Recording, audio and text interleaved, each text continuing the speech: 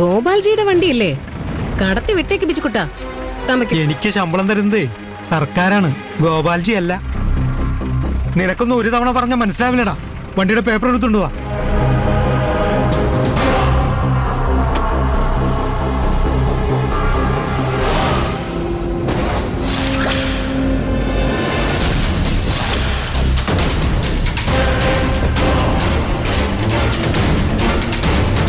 വണ്ടി കൃത്യസമയത്ത് ഗോഡൌണിൽ എത്തിക്കണമെന്ന് നിനക്കറിയില്ലേ?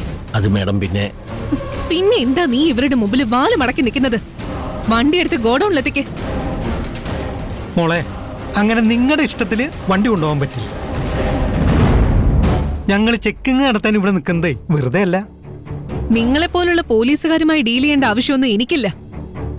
ഞാനും അച്ഛനും നിങ്ങളുടെ മേലുദ്യോഗസ്ഥരെ വിളിച്ച് സംസാരിച്ചോളാം. വണ്ടി എടുക്കടാ.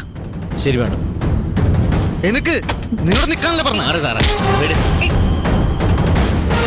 വണ്ടി എടുക്കരുത്. ഇതൊക്കെ ഇങ്ങനെ നടക്കൂന്ന് എനിക്കറിയായിരുന്നു. അതുകൊണ്ടാ ഞാൻ അയാളെ കടത്തി വിടാൻ പറഞ്ഞത്. ഇപ്പൊ അത് തന്നെ സംഭവിച്ചല്ലോ.